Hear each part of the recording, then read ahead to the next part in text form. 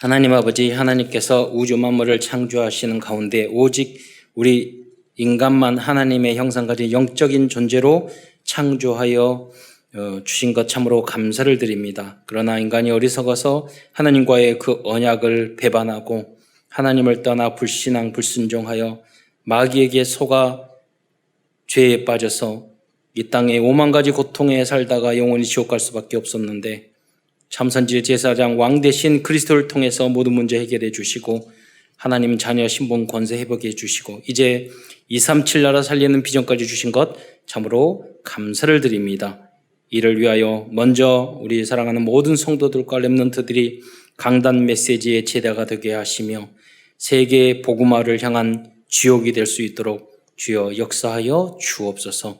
오늘도 증거된 하나님 말씀을 통해서 응답과 해답을 얻고 치유를 얻고 우리에게 주시는 미션을 발견하는 축복된 시간이 될 수 있도록 역사하여 주옵소서. 그리스도의 신 예수님의 이름으로 감사하며 기도드리옵나이다. 오늘은 에스더서를 통해서 하나님의 말씀을 증거하고자 합니다. 인간의 모든 문제는 창세기 3장에서 인간이 하나님의 말씀에 불순종하였기 때문에 시작되었습니다. 거기로부터 창세기 3장, 우리가 6장, 11장 이야기하죠. 그래서 나 중심, 물질, 세상 중심, 그리고 성공 중심. 그러기 때문에 생기는 인간의 6가지 문제. 그래서 우리가 무속, 점술, 우상에 살아갈 수밖에 없는 우리의 모습들. 그런 문제들이 우리뿐만 아니라 후대까지 지속되는 것이죠.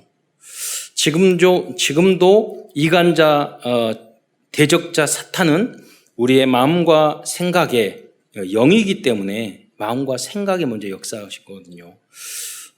그래서 역사에서 하나님의 말씀과 목사님의 말씀에 불순종하도록 속이고 있습니다.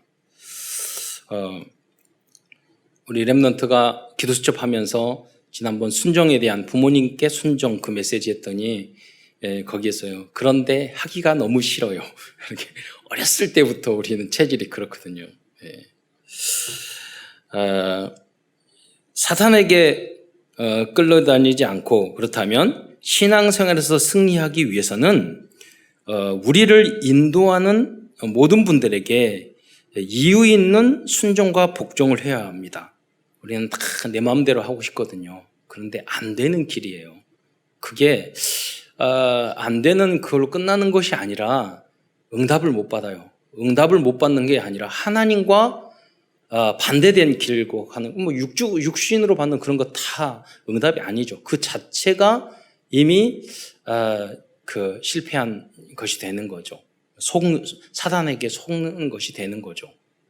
그래서 사실은 내 뜻대로 안 하면 안 될 것 같은데 그러지 않아요. 하나님 앞에 나를 꺾으면 더 큰 응답이 있어요. 근데 마귀는 우리를 자꾸 속여요. 야, 그렇게 하지 마. 네 고집대로 해. 네 마음대로 해. 뭘 따르지 마. 이렇게 이야기하거든요. 부모님 말씀도 순종하지 마. 그래서 여러분은 예스맨이 돼야 돼요. 근데 예스라는 그 고린도서에 나온 그 내용이 뭐냐면 아멘이거든요. 맞습니다. 인정합니다. 그렇습니다. 그래서 우리는 이유 있는 순종과 복종을 해야 돼요. 그거는 학교에서도 마찬가지고 가정에서도 마찬가지고 부부 관계에서도 마찬가지예요. 이유 있는 예스를 해야 되는 거예요. 그리고 직장생활 때는 더 그렇고요. 어떤 직원한테 이거 해 그러면 그거 부정적인 이야기 나오잖아요. 다음부터는 안 시켜요. 뭘 안 돼. 체질 자체가 안 돼요.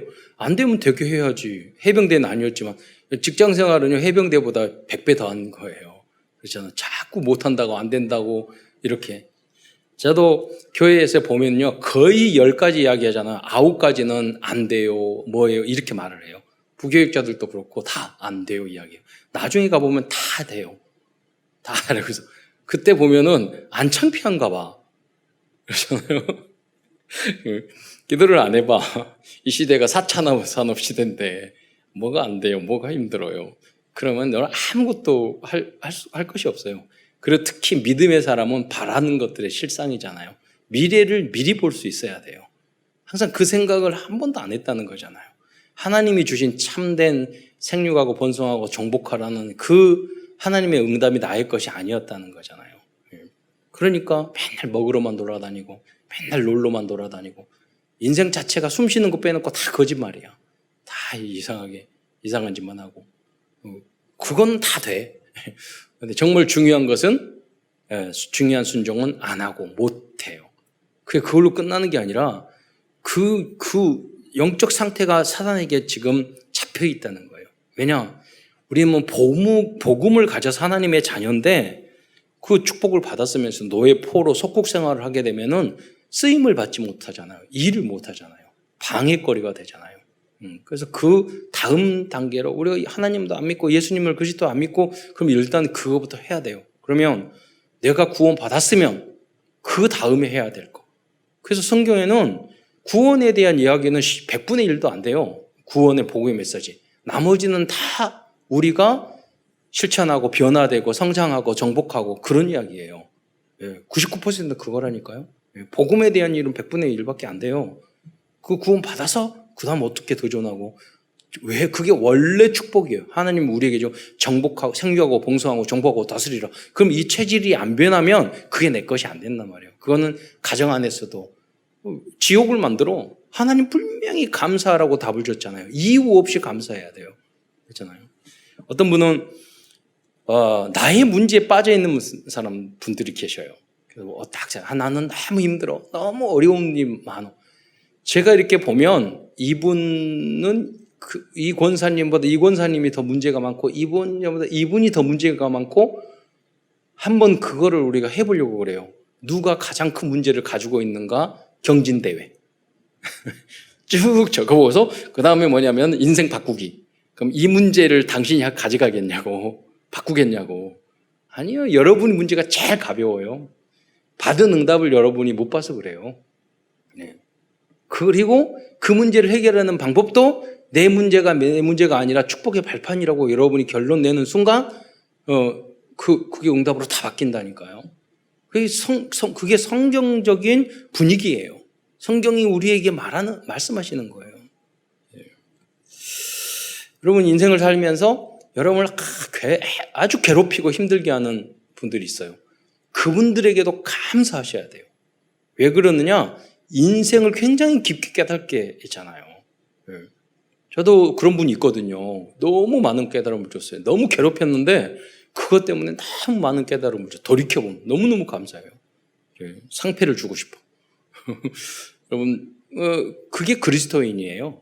왜? 우리는 복음을 하나님의 자제니까. 복음으로 결론 났기 때문에 우리는 당연히 그렇게 해야 돼요. 안 그러면 그리스도인이 아니에요. 구원을 겨우 받은 정도에 불과한 거지. 이렇게 순종하고 복종하라는 것은 단순히 누구의 말을 잘 듣는다는 차원이 아니고 우리의 기준, 수준, 표준을 하나님의 말씀으로 바꾸는 것이에요. 여러분을 딱 봤을 때 초대교회 성도들 말씀하고 맞아야 돼요. 여러분이 말씀하고 이렇게 비슷해야 되지. 성경 말씀하고 여러분 모습하고 튕겨나와. 다른 인간이야. 말씀의 인간이 돼야 돼요. 그렇잖아요. 말씀에 부합한. 그래 성경의 말씀에 뭐는 이런. 저는 그런 장로님 그런 성도들 많이 봤어요. 그런 성도들. CCC고 활동을 하면서도 이렇게 또 후배를 보면서도 우리 렘넌트도 그래요. 쟤는 어떻게 저렇게 성경적으로 살아갈까? 저분은 어떻게 저렇게 할까? 많이 봤다니까요. 그렇게 전혀 불가능한 사람이 전혀 가능한 사람으로 바뀌는. 그거 많이 봤어요. 누가 안 가르쳐줘서 모른다. 그게 아니에요. 저희 그 복지시설에 있는 선생님 한 분 제가 자주 이야기하잖아요. 그분이 CD를요 이만큼 사다 놨어요. 그러니까 그때 말을 하면 할부로 할 때 월급의 2배 되는 거예요. 그때 별로 월급이 많지 않았어요. 보니까 지금은 CD로 그 USB로 다 담으면 되는데 그 찬송가 전체야.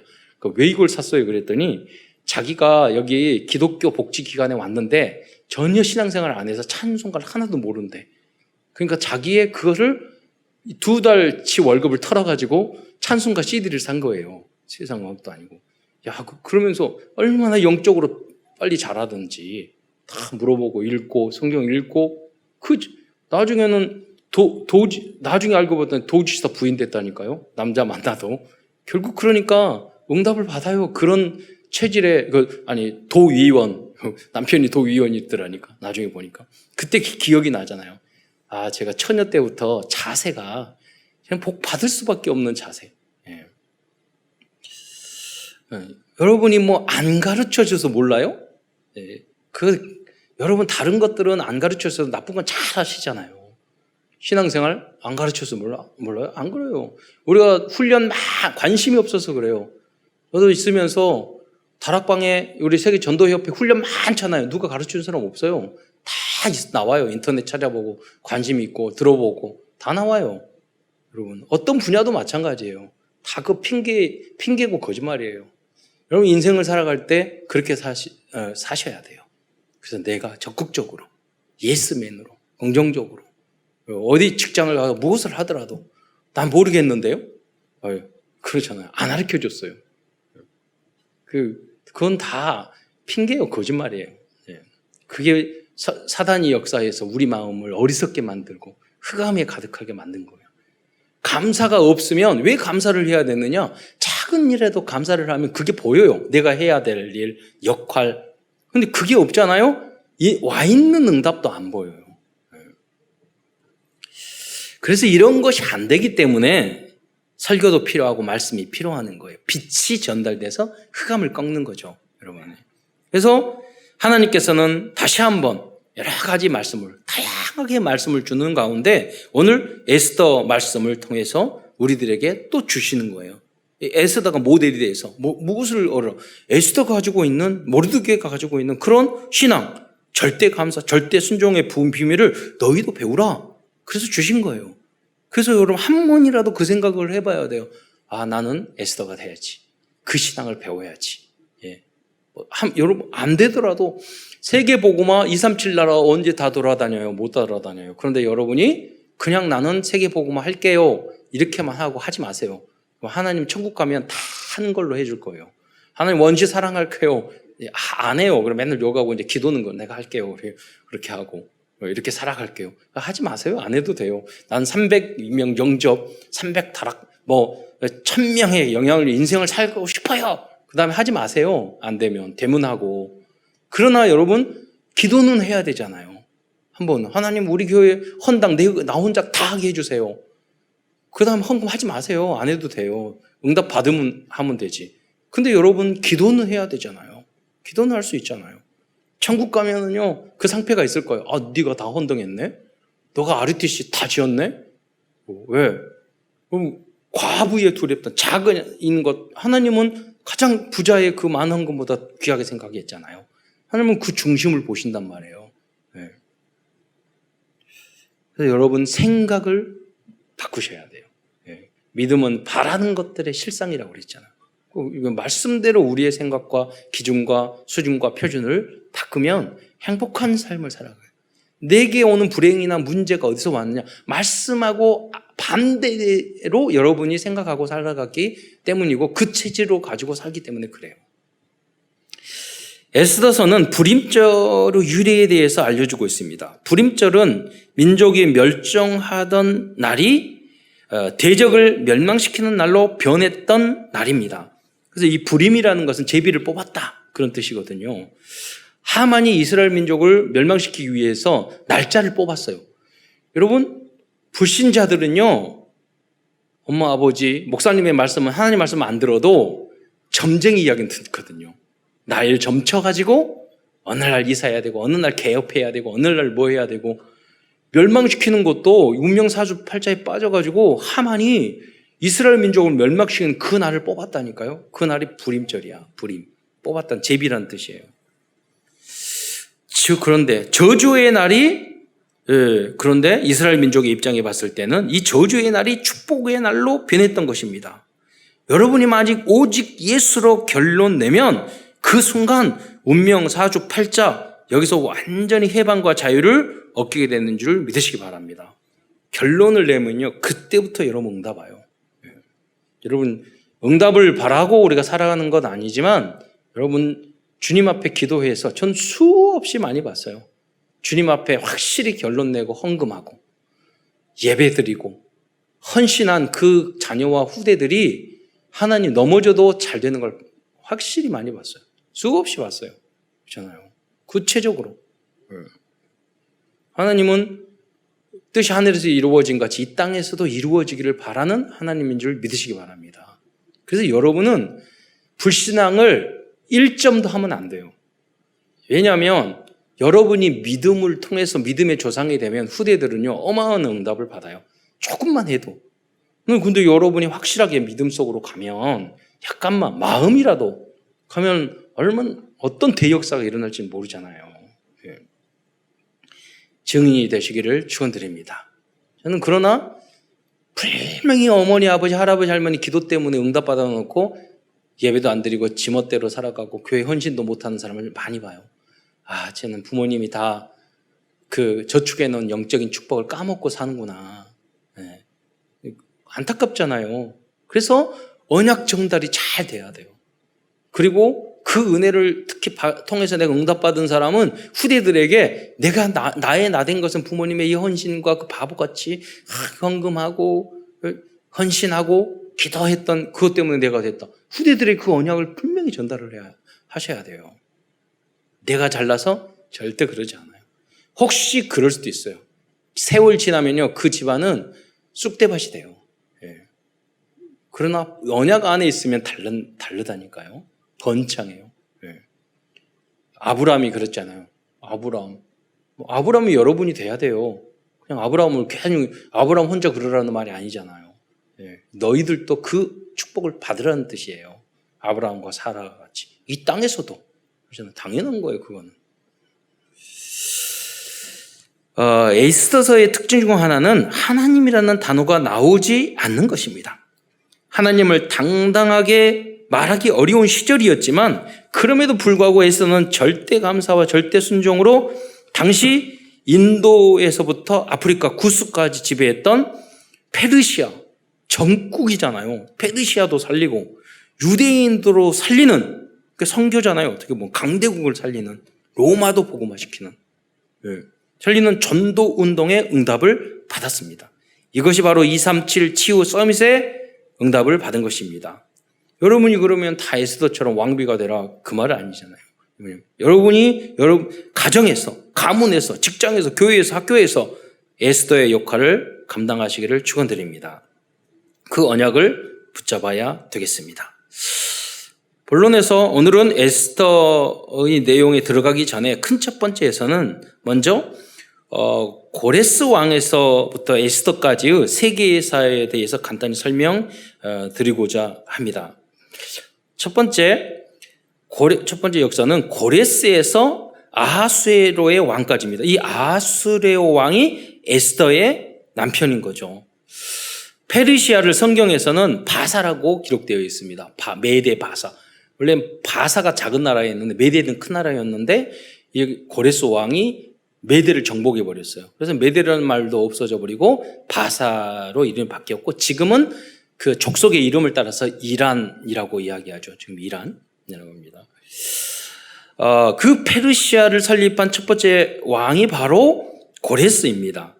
고레스 왕은 그 이전에 아주 강력했던 바벨론을 정복한 왕이었고 또 바벨론에 의해서 포로로 잡혀 있던 이스라엘 민족에게 예루살렘 성전을 재건하는 조서를 내린 그런 왕으로도 유명합니다. 고레스의 뒤를 이어서 왕이 된 인물이 아닥사스다라고 입니다. 아닥사스다. 성경에는 아닥사스다 이름이 여러 명 나와요. 근데 쉽게 말하면 황제 이런 뜻이에요.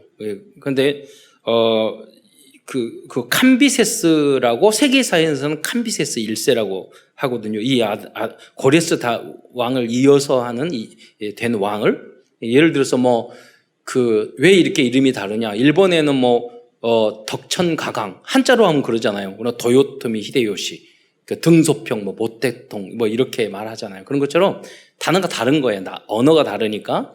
그래서 이제 이렇게 표현이 왕의 이름이 다른 거죠. 그리고 아닥사스다 왕의 뒤를 이어서 페르시아 제국을 크게 확장시킨 인물이 또 세계사에는 다리우스 왕이라고 이야기합니다. 이 다리오 왕은 그리스와 두 차례 전쟁을 치른 왕으로 유명하고 그 두 번째 전쟁이 마라톤 전쟁이었습니다. 그래서 이제 여기서 유래된 게 올림픽 마라톤이 여기서 유래가 된 거죠. 거기서 이제 그리스가 이기게 된 거죠. 이 쳐들어온 페르시아 제국을. 그래서 이 마라톤 전쟁을 일으켰던 이 다리오 왕의 아들이 오늘 에스더서 1장부터 등장한 아수레오 왕입니다. 아수레오 왕을 일반 세계사에서는 크세르크세스 왕이라고 부릅니다. 그래서 이거 여러분 300이라는 영화에 보면은 등치 어마어마나 크고 막 이런 왕이 있어요. 이게 막 온갖 장식품을 다 하고 있는 그 왕이 크세르크세스고 이제 에스더의 부군이 되는 거죠. 이 아수르의 왕은 아버지인 다리오 왕이 실패한 그리스의 정복의 꿈을 이루기 위해서 3차 페르시아 전쟁을 일으킨 인물이기도 유명합니다. 두 번째 역사를 또 간략히 요약해 보면요, 성전 재건 후 역사와 세 번의 귀환과 성전에 대한 역사입니다. 페르시아의 고레스 왕에 의해서 예루살렘 성전의 재건이 시작되었습니다. 조서를 내리잖아요. 여러 가지 정황으로 봤을 때 다니엘의 영향을 받아서 이사야가 예언도 했죠. 고레스랑 예언도 있었지만 그러나 다리와 세드락과 메삭과 아벳누고 그 영향을 받아서 이제 더 도와준 걸로 보고 있습니다. 1차 포로에서 귀환한 성전 재건을 지휘한 인물을 스룹바벨입니다. 그래서 솔로몬 성전, 그 다음에 이 제2성전을 우리가 스룹바벨 성전이라고 그렇게 말한 이유가 그때 그 고레스 왕의 칙령을 받고 총독으로 갔던 주도했던 인물이 스룹바벨이기 때문에 그렇습니다. 또 2차 포로 귀환을 주도한 인물은 학사 겸 제사장이었던 에스라입니다. 에스라는 어떤 하드웨어적인 건축을 한 게 아니라 말씀을 회복시키는 그런 역할을 주로 했죠. 소프트웨어, 그렇죠. 하드웨어를 만든 것이 아니라 주로. 그리고 3차에 귀환하여 성벽과 성문을 재건하고 예루살렘 재건을 완성한 인물이 느헤미야였습니다. 지지난주에 이 메시지를 했었죠.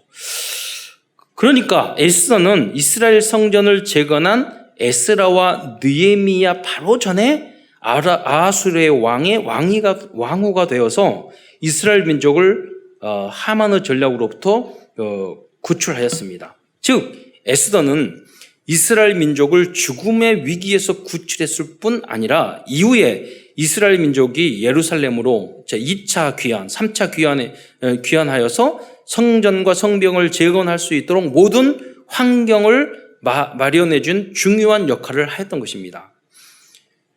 에스더서는 아수르의 왕이 그리스를 세 번째 침공한 제3차 페르시아 전쟁, 이걸 살라미스, 거기서 일어난 해전을 살라미스 해전이라고 하는데, 이를 전후로 한 시기에서 발생한 약 10년간의 이야기를 기록하고 있습니다. 그래서 와스티 왕후의 폐위가 1장이라면 이제 불임절 제정까지 해서 이제 그 10년간의 이야기를 기록하고 있는 게 에스더라는 겁니다. 그 역사를 순서대로 말씀드리자면 BC 492년에 1차 페르시아 전쟁이 일어납니다. 이때 이제 다리오 왕이 이제 전쟁을 일으키죠. 그런데 300척의 배가 침몰하게 돼요. 그 후로 8년 후에 다시 490년에 2차 페르시아 전쟁, 이것을 마라톤 전쟁이라고 했어요. 여기서도 또 패전해요. 그 후로 7년이 뒤났을 때 483년에 지금 에스더서 1장에 보면 6개월 180일 동안 잔치를 벌려요. 그것 때문에 와스티 왕이가 그때 부르니까 안 하기 때문에 폐위가 된단 말이에요. 그게 이러는 게 483년이고 그 후 3년 후에 제3차 페르시아 전쟁을 일으키게 되고 거기서 패전하고 그 후에 2년 후에 478년에 에스더가 왕후가 됩니다. 그리고 그 후 20년 후에 에스라를 통해서 제2차 458년에 2차 포로 귀환이 이루어지게 되는 것입니다. 그래서 사실 이 에스라 느헤미야가 이게 다시 성전 재건할 수 있었던 그 배경을 에스더나 모르드게가 다 만들어 놓은 거죠. 그런 분위기를. 우리는 이러한 역사 속에서 역사 속에 기록된 에스더서를 통해서 역사를 주관하시는 하나님의 절대 주권과 계획을 발견하게 됩니다. 그러나 여러분 여기서 알아야 될 것이 세상 역사는 1차 대전도 일어나고 2차 대전도 일어나고 3차 대전도 일어나고 몽골이 세계 지배도 하고 다 여러 가지가 있어요. 누가 대통령이 되고 그런데 그게 다 그냥 하나님이 걸러가는 거예요. 거기에 우리가 신경 쓸 필요가 별로 없어요. 진짜 문제는 뭐냐면 여러분이 언약 잡고 여러분 옆에 있는 사람에게 빛을 발하지 못한다는 거예요. 복음을 전하지 못한다는 거예요. 에스더처럼. 결국은 그 나라가 다 바뀌잖아요. 로마가 다 바뀌잖아요. 다니엘도 그렇잖아요. 거기서 뭐 독립운동하고 테러하고 사람 죽이고 뭐 정치적으로 막 이념 갈등하고 다 그 마귀한테 속는 거예요. 여러분. 하나님 방법은 성경적인 방법은 그거 아니에요. 여러분. 세상의 역사는 흘러가지만 하나님의 관심은 하나님의 백성의 구원과 에스더와 같은 렘넌트에게 있다는 것을 알아야 하겠습니다. 그래서 여러분 복음적인 이야기 안 하면서 무슨 정치적인 이야기를 막 하고 또 하고 또 하고 다 쓸데없는 소리예요. 그렇잖아요. 그 시간 낭비고. 그래서 여러분 복음을 전해야 돼요. 나라와 민족을 위해 세계 복음을 위해서 여러분 기도하고 내가 할 작은 일을 할 수 있는 거기에 시간 보내는 것도 지금 시간 없는데 그거 다 쓸데없는 시간 보내고. 그래서 어쩌라고요. 그러잖아요. 그래서 우리는 복음, 오직 복음, 완전 복음 속으로 들어가야 됩니다. 그리고 렘넌트와 중직자를 제대로 된 에스더와 모르드게와 같은 그런 렘넌트와 중직자들을 키우는데 집중해야 됩니다. 그래서 그것이 바로 RUTC의 성전입니다. 교회에서 그냥 교회만 건물을 짓고 끝나는 것이 아니라 RUTC 운동을 해야 돼요.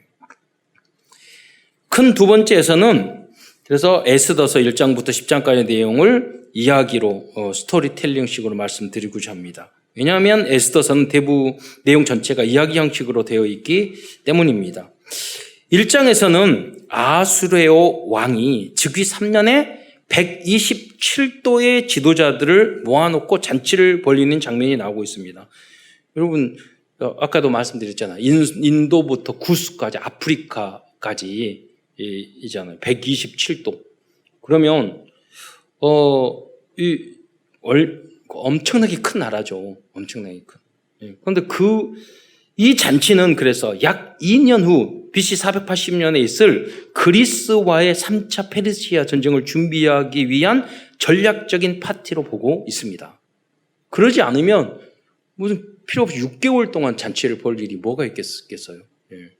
그래서 이제 전체 그 나라를 통합하고 그리고 그 나라들이 다 정복한 나라들이에요. 종교도 다르고 문화도 다르고 언어도 다르고. 그러니까 그 사람들 전략을 짜려면 하나가 돼야 돼. 지도자들을 구워 삶아야 돼. 그래서 6개월 동안 그 파티를 한 거란 말이에요. 이때 아수레 왕은 와스디 왕후의 미모를 자랑하기 위해 와스디를 불렀지만 와스디 왕후는 왕의 부탁을 거절하게 됩니다. 이 일로 인해서 이제 취중에 불렀고 와스디 왕후도 후궁해서 자기 잔치하고 있었어요. 그런데 이 불순종했죠. 이 일로 인해서 와스디 왕위는 폐위가 되고 뒤를 이어 모르드게의 사촌 여동생인 에스더가 왕으로 간택되게 됩니다. 여기서 설명을 좀 드릴 부분이 있는데 어떤 분은 모르드게와 에스더가 나이가 그때 당시 너무나 많았다라고 이야기를 하는 이제 그런 의문을 많이 제기하는 부분이 있습니다. 왜 그러냐면 에스더서 2장 5절 6절에 보면은 거기에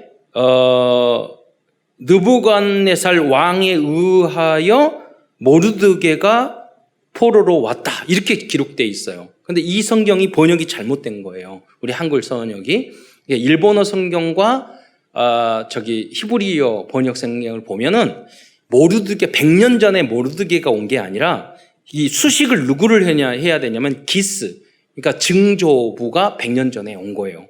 그런데 그냥 거기 보면 모르드게가 그때 왔다고 하니까 이게 100년 전 말이 안 맞잖아요. 이게 나이 계산이 안 되는 거예요. 그런데 일본어 성경에도 분명히 정확히 번역이 되어 있고 히브리어 원어, 그러니까 성경이, 그래서 성경을 새롭게 막 번역하는 이유가 뭐냐면 시대사마다 언어도 다르고 약간 번역이 틀린 부분도 있어서, 그러니까 원전이 완벽한 거지 번역본은 오류가 있을 수가 있거든요. 그런 부분 때문에 이런 문제가 생기게 된 것입니다. 그래서 이때로 나이를 계산하니까 에스더 나이가 60세인가 70세 돼. 근데 그때 너무 아름다웠다 그러니까 말이 안 맞잖아요. 그래서 이제 이런 걸 보고 가지고 저기 낙심해가지고 교회도 안 다니고 이런 사람이 있으니까 하는 말이에요. 별 문제가 아닌데. 예. 근데 이제 깊이 그래서 우리가 알고, 이때 여러분이 이런 성명을 막 상대방이 딱 말을 했을 때 지교회에서 이렇다 여러분 설명해 주면 그분이 영적으로 확 큰다고요. 여러분이 잘 모르겠는데 믿어! 이렇게 이야기하면 그 사람은 지도 모르네. 그래서 전도에 방해가 된다니까요. 그러니까 여러분이 잘 준비를 하셔야 돼요. 왜? 많은 문이 열릴 수 있으니까. 또 모르는 것은 모르는데 한번 목사님한테 물어보고 여쭤보고 더 연구해서 알려줄게. 이렇게 말을 또 하시면 되죠. 자, 그 다음에 에스더가 왕후가 되었을 때 페르시아 제국에는 아수레오 왕의 깊은 총애를 받고 있는 하만이라는 인물이 있었습니다. 그래서 이 하만이라는 인물은 전쟁에 패한 왕을 뒤에서 모시면서 술로 여자로 위로했던 그런 부하였어요, 하만이. 그래서 모든 사람이 왕의 명령에 따라서 하만 앞에서 무릎 꿇고 절하라고 그렇게 명령까지 내려진 그런 인물이었어요. 그런데 훌륭한 인물은 아니에요. 못되은 인간이었어요. 그런데 페르시아 제국의 모든 국왕들은 하만에게 절을 하였는데 유독 하만에게 절을 하지 않는 사람이 있었는데 그 사람이 바로 모르드게였습니다. 여러분에게 이제 숙제를 내드리는데 왜 모르드게가 하만에게 절하지 않았을까요? 짧은 시간에 공부하고 연구하고 말해 보시기 바랍니다. 공부 안 할 거니까 좀 이따 이야기를 한번 하겠는데 생각해 보세요. 왜 그랬을까? 그래서 여러분 읽다가 궁금한 거 있으면, 저는 고등학교 때부터 성경에 대한 읽다가 의문되는 것을 노트가 따로 있었어요. 다 적었어요, 글을. 그래서 책을 다 찾아봤어요. 지금 그거 안 적어요. 왜냐하면 그 적은 거 다 풀려가지고 그 다음에는 적을 필요가 별로 없어요. 근데 어떻게 생각하냐? 의문나는 거 있으면 계속 집중해서 기도하면서 하나님 물어요. 그럼 나중에는 30배, 60배, 100배의 깨달음이 와요. 그 얼마나 꿀송이 더 달고 송이 더 달거든요. 그래서 지금은 그거를 어린 나이에 때는 왜 이러지 이랬지만 지금은 어떤 비밀이 담겨 있을까? 그게 성경을 읽는 좀 초중, 중등, 고등 수준이잖아요. 초급, 중급, 고급. 여러분 이제 고급으로 가셔야 되잖아요. 하만은 주변 사람들을 통해서 모르드게가 유대 민족을 미도 민족임을 알고 모르드게뿐만 아니라 유다 민족 전체를 죽이고자 하는 계획을 세우고 왕에게 허락까지 받고 전국에 공포하였습니다. 이때 모르드게는 에스더에게 이 사실을 왕에게 말하여 유다 민족에게 구할 것을 전달합니다. 그러니까 사실은요, 모르드게 되게 성격이 뻔뻔한 사람이에요. 이 이스라엘 민족이 다 몰살되게 원인을 제공한 사람이 누구예요? 모르드게 자기야. 자기가 인사 안 하고 절 안 하고. 그런데 이렇게 될지도 몰랐죠, 사실은.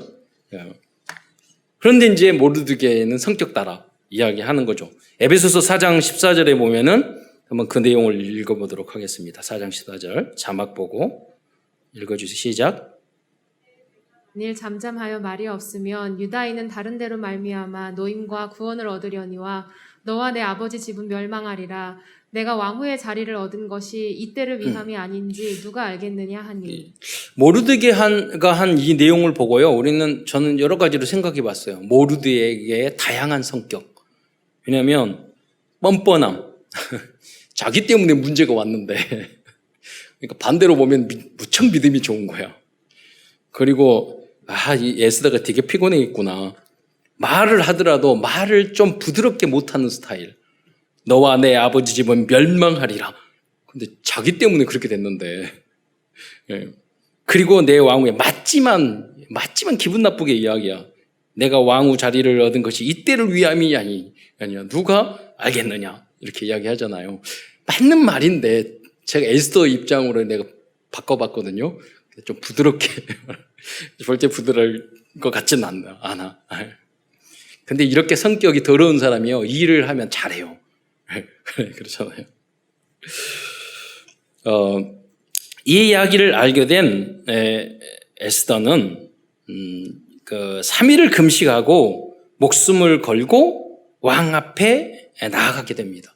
저는 요새 제가 복음, 오직 복음, 완전 복음 여러 말씀드리잖아요. 여기서도 그 적용이 되는 거예요. 무슨 말이냐면 다 구원 받았잖아요. 복음 받았잖아요. 근데 모르드게가 오직 복음이야. 오직만 알고 앞뒤를 몰라. 자, 성질 따라 막 하는 거예요. 근데 에스더 보세요. 누구에게 상처를 주지도 않으면서 아주 지혜롭게 목적 달성을 하잖아요. 그러니까 에스더는 완전 복음의 체질의 사람이에요.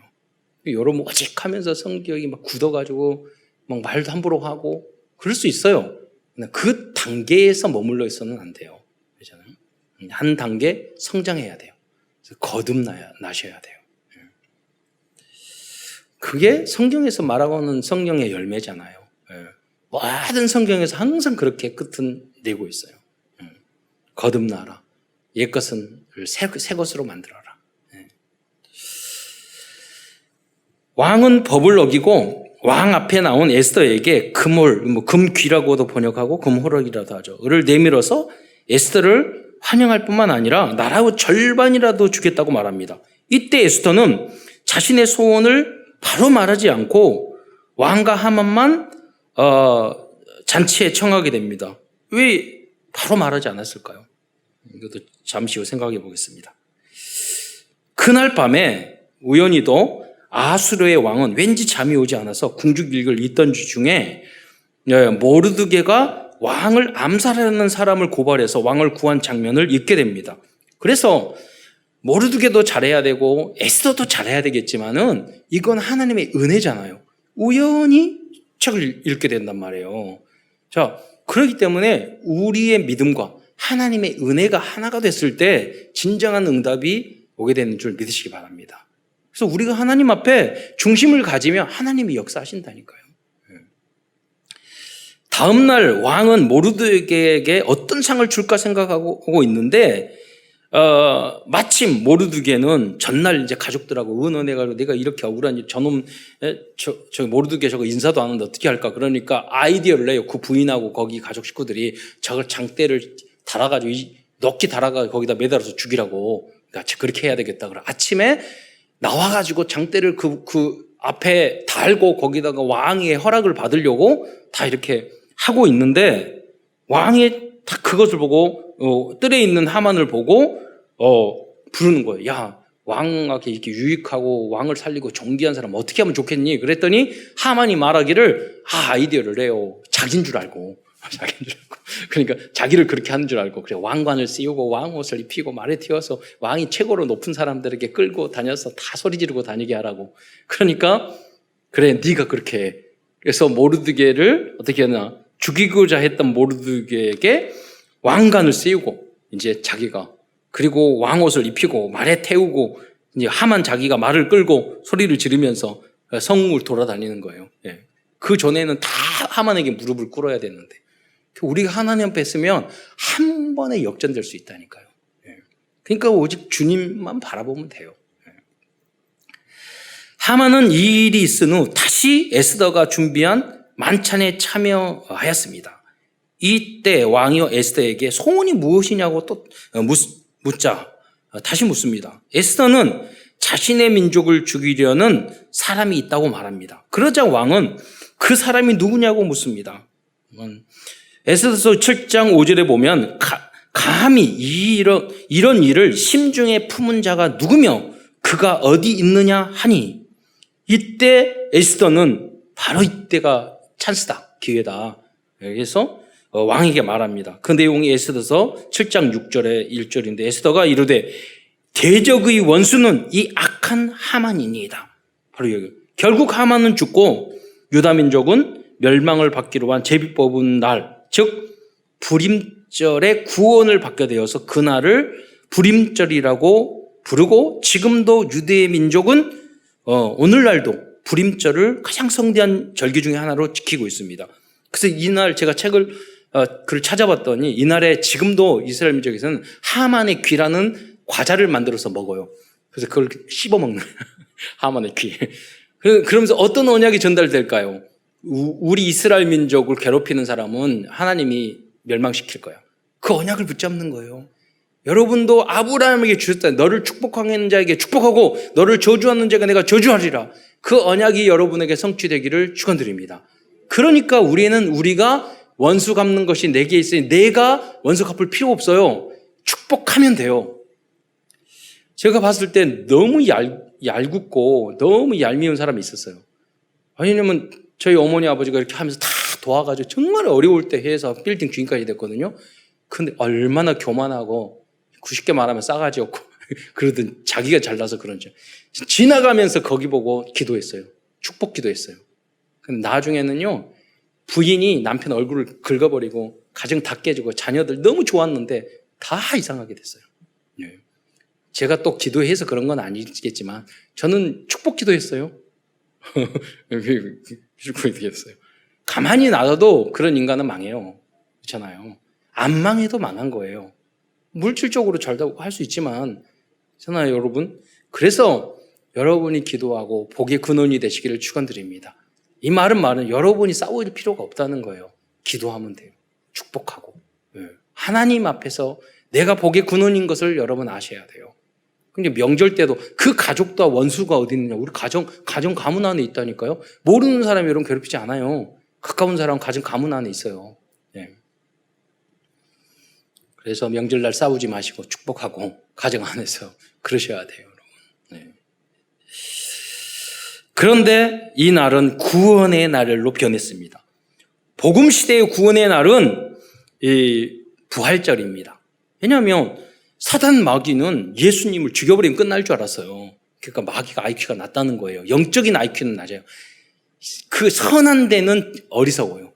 악한 데는 지혜래요. 그래서 우리가 선으로 악을 이길 수 있지 악으로 악을 우린 못 이겨요. 악한 사람은. 그래서 하나님의 방법으로 우리가 이겨야 되는 거지. 여러분이 하나님의 자녀인데 세상적인 인간적인 방법으로 막 쓰는 사람이 있어요. 절대 세상 못 이겨요. 우리는 양보하고 기다려주고 기도하고 참고 손해보고 그리고 하나님을 기도하고 축복해주고. 그런데 누가 이기느냐? 여러분이 이겨요. 그게 하나님의 방법이에요. 선으로 악을 이기는 게 가장 좋은 방법이에요. 그리고 여러분 어떤 부분 포럼하면서 힘들고 어렵다고 그러는데 아니에요. 가장 쉬운 방법이에요. 축복된 방법이고. 사단이 그리스도를 죽이려는 했던 그날 부활절에 사단의 머리가 박살 나는 날이 된 줄 믿으시기 바랍니다. 체질을 바꾸세요. 말씀으로. 구원받았잖아요. 네. 쉽지 않잖아요. 그러니까 안 되니까 그냥 나는 안 됩니다 하고 말하고 그냥 사시고 우리 후대들은 오늘 찬양 얼마나 예쁘게 잘해요. 저는 저 찬양 들으면서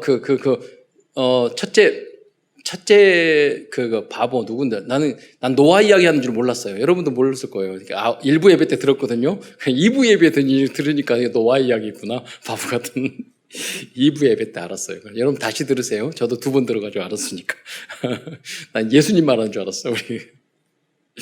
이런 후대들이 어렸을 때부터 언약 붙잡고 에스더처럼 다니엘처럼 키우도록 우리가 안 되는 거 그냥 후대를. 여러분 우리는 뭐냐면 시행착오를 했기 때문에 우리의 부족함을 알고 있잖아요. 그러니까 그 인정만 하고 알고만 있어도 돼요. 나는 이렇게 살았는데 너는 그래. 아마 모르드기가 이렇게 했는지는 뭐야. 나는야 성격 못돼 먹어가지고 진짜 꼰대같이 내 마음대로 하고 진짜 하는데 이 체질이 안 바뀌어요. 나도 그러니까 그런 말을 다 하고 다음에 또 이런 사람이 또 회개도 잘하거든. 나한테 가서 이렇게 막 소리 팍 질러놓고 아마 금식하고 있는 에스더를 찾아갔을 거야. 미안하다. 사실은 내가 이거 안 해가지고 이렇게 된 거야. 체질이 안 바뀌단 말이야. 아마 모르드기가 그렇게 했을지도 몰라요. 어떻게 보면 복음은 아는 사람이니까. 여러분도 그러셔야 돼요. 여러분이 잘못한 부분을 자녀과 후대들에게 이렇게 실수해서 잘못해서 이런 거야. 이랬어요. 알고 보니까. 그런 것만 이야기해도요. 후대들이 바르게 큰다니까요. 깨닫고. 여러분 잘한 것만 하려고 그러면은 저도 많이 그러지만 막 잘난 척하고 막 거짓말 많이 해야 되거든요. 내가 훌륭한 것만 이야기하려면. 그럼 피곤하잖아요. 거짓말하고. 근데 있는 내 모습 그대로 하면 돼요. 큰 세 번째에서는 에스더를 통해서 우리들이 붙잡을 237 치유 서밋을 위한 영적 메시지가 무엇인지 알아보도록 하겠습니다. 첫째, 에스더가 포로 현장에서 누린 절대 감사입니다. 첫 번째로 어떤 감사를 했을까요? 에스더가 감사를 5가지를 했단 말이에요. 종류를. 첫째, 에스더는 가정 문제 앞에서 절대 감사를 보여주었습니다. 이 에스더는 어려서부터 부모님 없이 자란 고아였습니다. 그러나 에스더의 영적 상태는 절대 감사였습니다. 저희 신학교 학비 다 대주고 그런 분이 우리 할아버지 밑에서 자란 고아원 출신이거든요. 대기업 회장이 되는데 어디를 가든지 자기가 고아원에 자랐다고 그걸 자랑해요. 하나님의 은혜로. 그분은요, 어렵게 환경에 자라고 섬에 자라고 너무나 힘들게 공부했지만 본인은 하나님 은혜에 감사한 사람이에요. 그분은 100명 가까이 학비 다 대줬다니까요. 저도 신학대학원 다니면서 학비 다 대줬죠. 용돈, 수표로 D가 하얀 돈. 가면 항상 그걸 주시고. 너무 감사해요. 엊그제 또 우리 어머니가 하셨던 운영하는 고아원 출신들이 연락이 와서 그걸 보이더니 1년에 명절이어야 돼가지고 1년에 7, 8명씩 매년 1년에 2번씩 모인다는 거예요. 추석하고. 왜냐하면 고아원에 자라면 가장 안 좋은 날이 언제냐면 슬픈 날이 명절이에요. 가야 되는데 못 만나는 거예요. 그러니까 본인들이 그러니까 너희들이 한번 같이 모여야 되는데 모이는 거예요. 딱 사진 찍어서 보냈는데 아이들이 똑같이 어려운 상황에 자랐는데요. 정말로 고아같이 행동하는 애가 있고 쟤는 어디를 가면 말을 해도 안 믿는 아이가 있어요. 그렇게 잘 자랐어요. 왜냐하면 너무 어려운 환경 속에서도 깨닫고 거기서 너무 힘드니까 아무것도 문제가 안 되는 거예요. 여러분의 문제예요? 네. 그래서 조영찬 목사하고 옛날에 그런 이야기를 했어요. 조영찬 목사. 가정에서 문제 있으면 우리가 자녀를 고쳐드립니다. 그래서 부탁을 하면 고아원에서 한 6개월 살면 완전히 달라지거든. 형들, 누나들 있는데 그 속에서 한 6개월 살면 애가 완전히 뒤집어질 거야. 거듭날 거라고. 그러니까 넣어놓기만 하면 돼. 때리지, 꾸지람하지, 일 시키지. 거기서 말 함부로 하면 안 돼요. 그렇잖아요. 항상. 여러분도 혹시, 지금은 교육이 안 돼요. 저희 누님 보니까 더 상전이야. 인권 문제 때문에 더 상전이어가지고 과거하고 다르더라고. 여러분, 과거 문제 때문에 상처 있습니까? 다 거짓말입니다. 여러분, 감사가 없어서 그래요. 감사로 치유받기를 축원드립니다. 정신병 환자들은 과거에 매여 있어요. 과거에 우리 집안이 어쩌고 나를 버렸고 뭐 했고 어쨌고 이렇게 이야기하거든요. 그거는 과거에 매여 있어요. 지금 미래를 향해서 도전하고 할 일이 얼마나 많은데 여러분 과거에 매여 있을 필요가 없어요. 사단이 하는 일이 그거예요. 과거에 매여 있도록. 에스더서 2장 7절 한번 말씀을 읽어보도록 하겠습니다. 그의 삼촌의 딸 하다사 곧 에스더는 부모가 없었으나 용모가 곱고 아리따운 처녀라. 그의 부모가 죽은 후에 모르드게가 자기 딸같이 양육하더라. 그래서 이런 환경을 보면은요 여러 가지 힘들 수 있잖아요. 그런데 에스더는 감사로 다 순종으로 다 이겨버렸어요. 두 번째, 환경 앞에서 감사하였습니다. 에스더는 포로 속국 출신의 후대였지만 그는 불평하지 않았습니다. 여호수아와 갈렙도 그랬죠. 다 그랬어요. 세 번째, 렘넌트로 부르신 것에 대해서 감사했습니다. 결국 에스더는 남은 자, 남는 자, 남을 자, 남길 자의 응답을 받았습니다. 에스더의 영향으로 그 다음 왕 시대에 활동했던 에스라 느헤미야가 말씀 회복하고 성전 재건을 완성할 수 있었습니다. 네 번째, 하나님의 백성으로 선택된 것에 대하여 감사하였습니다. 에스더는 하나님의 백성, 즉 그리스도인이라는 자부심, 자긍심, 자존심을 잃지 않았습니다. 여러분이 그렇게 돼야지만이 직장에서 학교에서 어디를 가든지 전도자가 될 수 있어요. 예. 하나님의 자녀의 신분과 권세를 주신 것에 대해서 항상 감사했습니다. 그러다가 왕비가 되었고 민족을 살리는 전도자의 응답까지 받았습니다. 다섯 번째, 에스더의 감사입니다. 에스더는 말씀으로 양육해 주신 모르드게를 붙여주신 것에 대해서 감사했습니다. 모르드게에게 감사하신 거예요. 감사하죠. 그 하나님에게 감사하신 거죠. 어떤 사람은 나에게 다락방을 해주고 말씀으로 권면해 주는 사람을 귀찮게 생각하는 사람들이 있어요. 그러나 에스더는 까다로운 성격의 모르드게의 그 다락방 지교에서 모르드게가 다락방 지교 양육해 주신 모르드게와 또 하나님께 다 감사했던 것입니다. 두 번째로 에스더는 절대 순종의 렘넌트였습니다. 두 가지로 에스더는 순종했어요. 아주 중요한 거예요. 결혼에 대해서 절대 순종했습니다. 자신의 정욕대로 연애하지 않고 영적 지도자의 결정에 절대 순종하였습니다. 제가 우리 목포에 있는 그 조 목사도 어떻게 키 크고 날라는 못생겼는데 그 여자가 안 떨어져요. 근데 걔는 항상 누구를 사귀고 그러면은 저한테 보고를 해요. 그러다가 어쩌니 그러면 아닌 것 같다. 그러면 바로 끊어요. 그러고 몇 명 하더니 지금 부인이 최고로 좋은 그 여자가 아내가 됐단 말이에요. 사모도 역할도 하고 최고의 응답. 여러분 그걸 가볍게 생각하면 돼요. 여러분 태어나면서 지금까지 20살까지 살아가면서 여러분 의지 없이 살았어요. 그러나 여러분이 결혼하는 것은 여러분 의지로 결정하는 아주 중요한 거예요.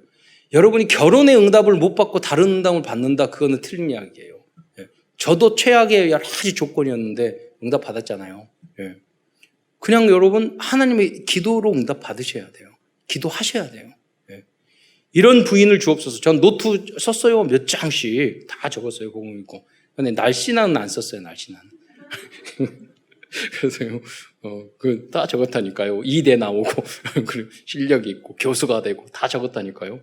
애기 잘 낳고. 다 응답해요. 기도 적은 대로, 여러분 날씬한도 쓰세요. 그러면 기도해요. 응답. 제대로 기도한 적 있어요? 써놓고? 많이 멍하고 있지 않아요? 그거는 뭐, 이러는 결혼도 마찬가지고, 사업도, 일도 다 마찬가지예요. 두 번째, 전도운동을 위해서 목숨을 걸고 절대 순종하였습니다. 우리가 못하더라도 나는 이 복음을 위해서 죽겠습니다. 죽게 해주십시오. 이걸 여러분 하셔야죠. 에스더가 그런 순종을 했던 거죠. 죽으면 죽으리라. 당시 페르시아의 법에 의하면 왕의 부르심 없이 왕 앞에 나가면 죽을 수도 있었습니다. 그러나 에스더는 모르드게의 부탁을 받고 3일 금식을 하고 왕 앞에 나갔습니다. 그 유명한 에스더의 고백이 에스더서 4장 그래서 16절의 말씀입니다.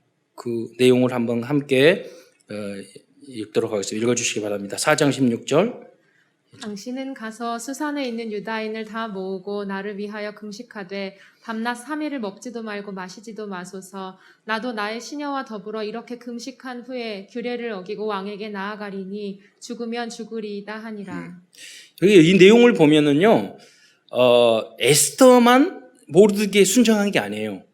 에스더가 기도해달라고 부탁했을 때 그걸 다 따랐다고 그랬어요. 모르드게도 서로 상호 이렇게 존중하고 순종하는 모습을 보였죠. 세 번째, 에스더의 조급하지 않고 신중한 지혜로운 모습을 우리는 배워야 하겠습니다. 세 번째로 우리가 붙잡아야 될 영적 메시지죠. 에스더는 왜 이렇게 됐을까요? 이런 모습을 보일 수 있어요. 깊은 기도를 항상 했어요. 서밋타임 가졌고 성령 인도 받았고 아홉 가지 포인트가 체질화되어 있고 미리 봤던 사람이에요. 에스더는 왕에게 소원을 바로 말하지 않고 두 번이나 왕과 하만을 자기 궁의 잔치에 초대했습니다. 왜 그랬을까요? 왜 바로 말하지 않고 자기 궁에 초대했을까요? 여러분 생각해 보세요. 왜 그런가? 누가 제가 알려준 게 아니에요. 상황을 여러분 그려보세요. 아, 정말 맞구나. 여기서 깨달았다니까요. 여러분 생각해 보세요. 궁궐 안에서 이렇게 내시가 있고 그런 관료가 있는 그 앞에서 에스더가 탁 와서 이걸 이야기해 보세요. 그럼 그 옆에 주변에 있는 사람의 이야기를 듣고 모르드게요. 그 사람 성질도 좀 그래요. 인사도 안 하고 또 성격 깡깡해요. 그리고 유대인이에요. 이렇게 말하면 에스더의 그 말이 바로 꺾여버린다고요. 네. 그러니까 에스더가 어떻게 불러요? 자기 궁으로 부른 거예요. 왕과 하만을. 그 주변에 자기 시녀들이잖아요. 자기 편이잖아요. 네. 거기서 결정되는 것은 바로. 근데 하나님이 역사하셔서 이야기를 하니까 왕도 너무 갈등이 되는 거예요. 너무 화가 나가지고 이걸 어떻게 해야 되지? 그러면서 뜰러 나갔는데 그 사이에 하나님의 역사죠. 하만이 비굴한 사람이 그래요. 에스더 와가지고 다리를 잡고 무릎을 꿇어가지고 나 살려주라고 그래요. 하만이. 근데 왕이 들어오다가 그 모습을 보면서 이놈이 어디서 왕비를 강간하냐고. 그 뭐냐면 그 진짜 강간하겠어요. 그 앞에서. 뭐냐면 그 모습을 보고 뭔가 그 어떤 핑계가 있어야 되잖아요. 합리적인 그게 있어야 되잖아요.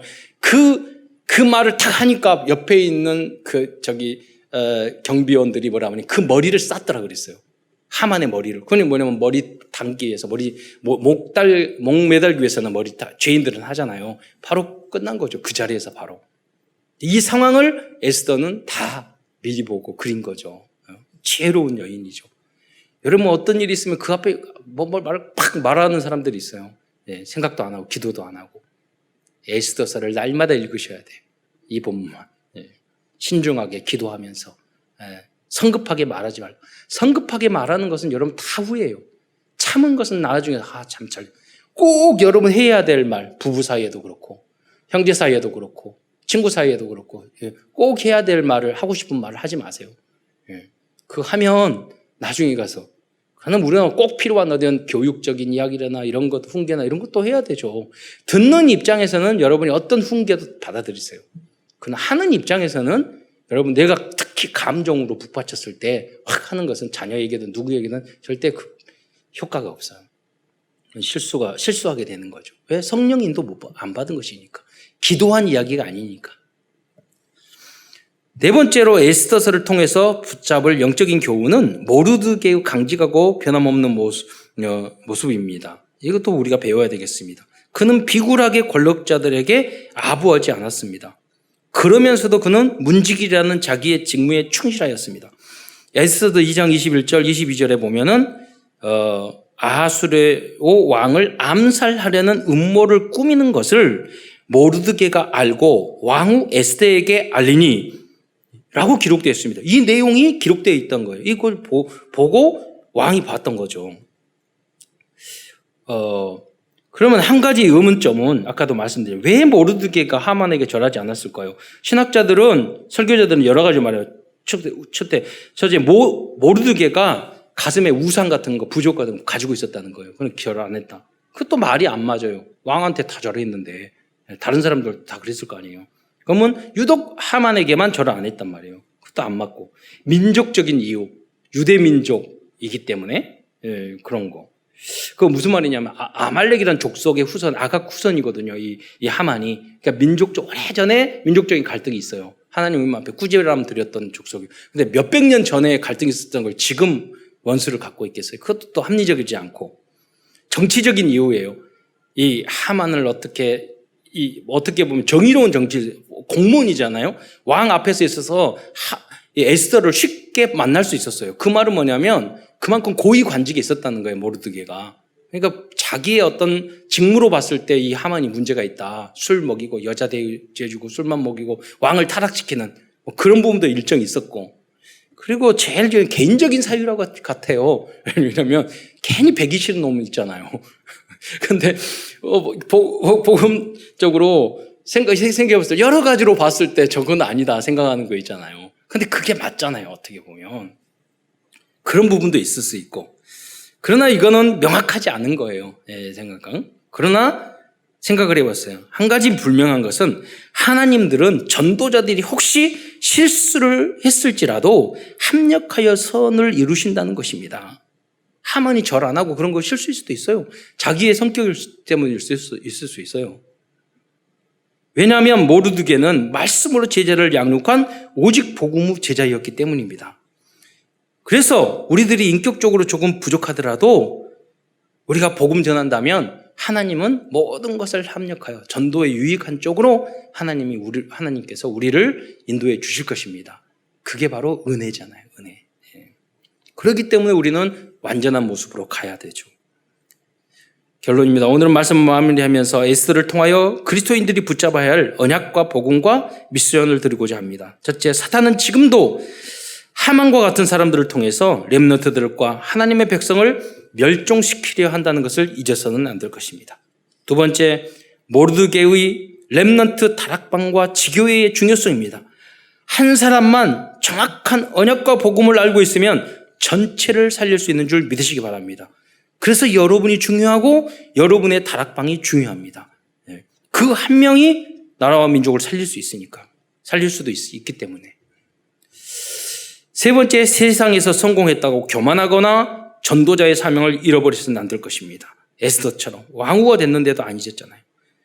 우리의 인생의 목표가 300영접, 30다락방, 3지교회를 지속하다가 천부장의 응답을 받는 것이 되어야 하겠습니다.